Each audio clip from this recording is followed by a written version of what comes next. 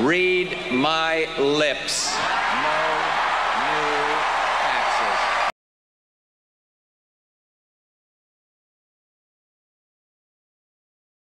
I will close Guantanamo. I will restore habeas corpus. Guantanamo, that's easy. Close down Guantanamo, restore habeas corpus. We're going to lead by shutting down Guantanamo and restoring habeas corpus. I intend to close Guantanamo, and I will follow through on that. Guantanamo will be closed.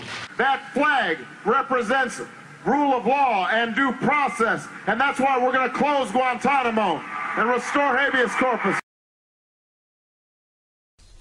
I will promise you this, that if we have not gotten our troops out by the time I am president, it is the first thing I will do. I will get our troops home. We will bring an end to this war. You can take that to the bank. Let me emphasize that we anticipate this transition to take place in a matter of days and not a matter of weeks. I am less interested in passing out blame than I am in learning from and correcting these mistakes to make us safer. For ultimately, the buck stops with me. The only measure of my success as president, when people look back 5 years from now or 9 years from now, is going to be, did I get this economy fixed? I love these folks who helped get us in this mess and then suddenly say, well, this is Obama's economy. That's fine. Give it to me. My job is to solve problems, not to stand on the sidelines and carp and gripe. That I will be held accountable. I've got 4 years. You're going to know quickly how people feel about what's happening. That's exactly right. And if I don't have this done in 3 years, then there's going to be a one-term proposition. When I said change we can believe in, I didn't say change we can believe in tomorrow. You had an Arab Spring in the Middle East, and then you had the situation in Europe, and you had a tsunami in Japan. The severe storms all along the East Coast. Because we've got this big, messy, tough democracy. There are still too many Republicans in Congress who have refused to listen to the voices of reason and compromise. These are bills that Congress ran up. But, we've been a little bit lazy, I think, over the last couple.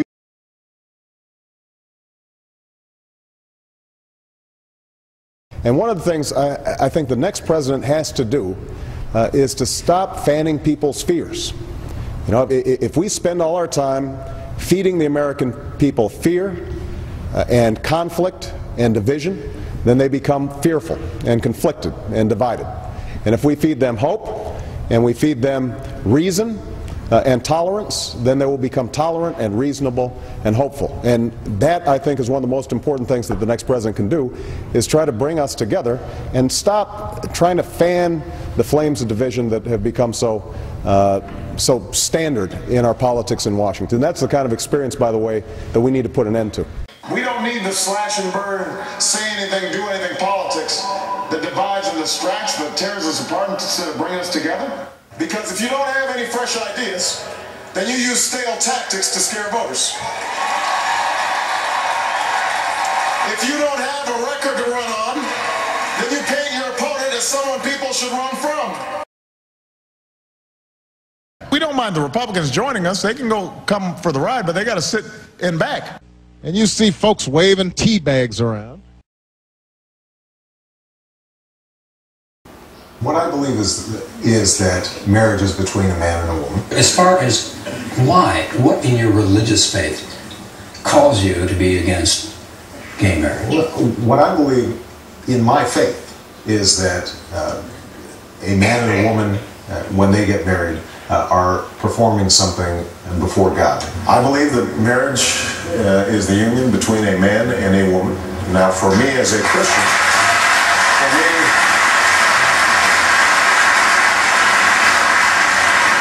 as a Christian, it's also a sacred union. God's in the mix. I think same-sex couples should be able to get married. President Obama, 24 hours after making history, he's making money. Did he do it because he thought it was right, or did he do it for political reasons? 67% said political. I'm a proponent of pay-as-you-go. Every dollar that I've proposed an additional cut, so that it matches. And I want to go through the federal budget line by line page by page. Programs that don't work, we should cut. Programs that we need, we should make them work better. And that's why today I'm pledging to cut the deficit we inherited by half by the end of my first term in office. We are going to ban all earmarks, the process by which individual members insert pet projects. By ending no-bid contracts, by eliminating wasteful spending.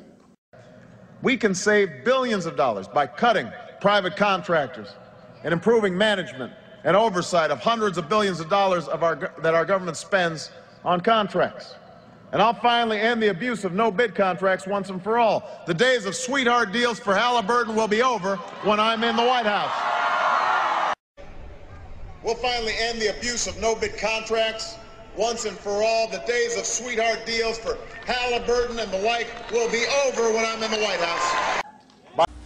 The way Bush has done it over the last 8 years is to take out a credit card from the Bank of China in the name of our children, driving up our national debt from $5 trillion for the first 42 presidents. Number 43 added $4 trillion by his lonesome, so that we now have over $9 trillion of debt that we are going to have to pay back.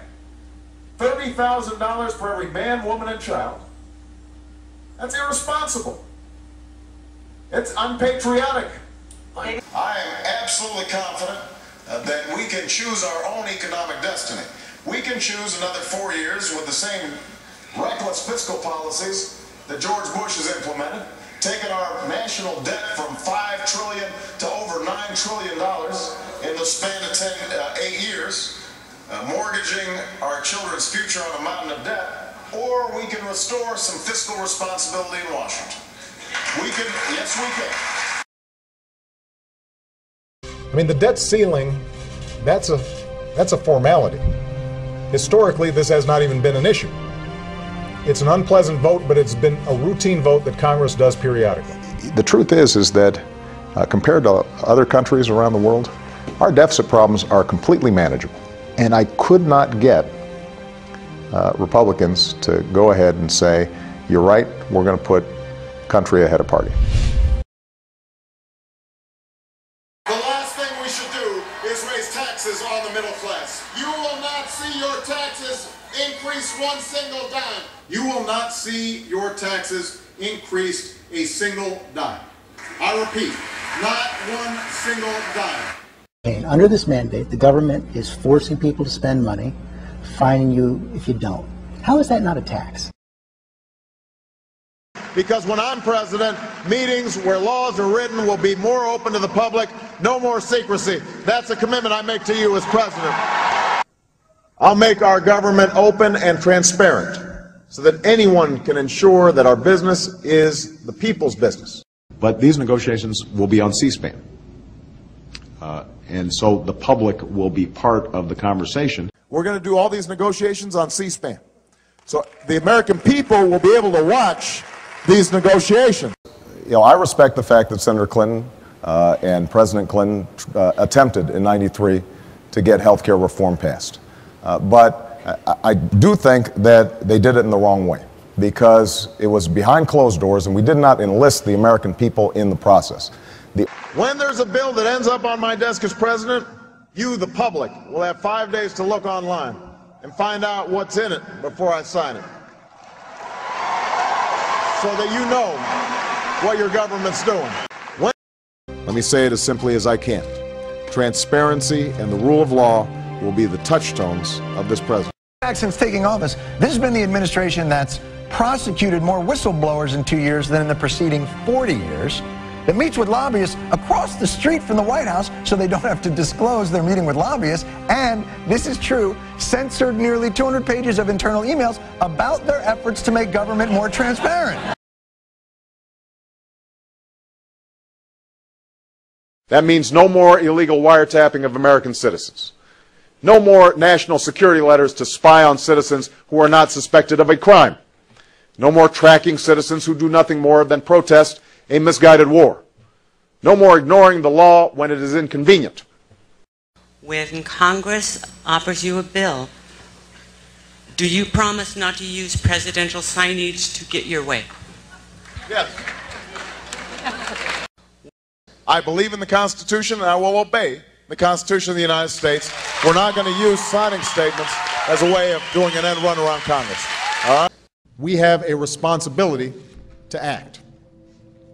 That's what's happened in Libya over the course of these last 6 weeks. The biggest problems that we're facing right now have to do with George Bush trying to bring more and more power into the executive branch and not go through Congress at all. And that's what I intend to reverse when I'm President of the United States of America. I can't wait for Congress to do its job. So where they won't act, I will. And I've told my administration, we're going to look every single day to figure out what we can do without Congress. What can we do without? They will not work in my White House, and they will not drown out the voices of the American people when I am president. Tell the lobbyists in Washington that their days of setting the agenda are over. They have not funded my campaign. They will not work in my White House. Just this weekend, the New York Times published a list of names, a rather long list of names of people who are working on Obama's transition team or who have accepted jobs in his White House, who are either former lobbyists or who have close ties to lobbyists. And that means that no matter how we reform health care, we will keep this promise to the American people. If you like your doctor, you will be able to keep your doctor, period. If you like your health care plan, you will be able to keep your health care plan, period. No one will take it away, no matter what.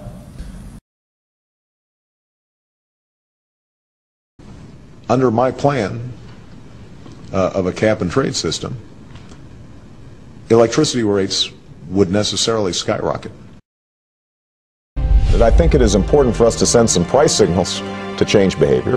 Americans like to drive their big SUVs. They like to leave all the lights on in their house. We're going to have to change our habits. If we want to do something serious about that, it's not going to be painless. We cannot continue to rely only on our military in order to achieve the national security objectives that we've set. We've got to have a civilian national security force that's just as powerful, just as strong, just as well funded. We can't drive our SUVs and, eat as much as we want and keep our homes on, 72 degrees at all times, and whether we're living in a desert or we're living in the tundra, and then just expect that every other country is going to say, okay, you guys go ahead and keep on using 25% of the world's energy, even though you only account for 3% of the population, and we'll be fine. Don't worry about us. That's not leadership. We are 5 days away from fundamentally transforming the United States of America.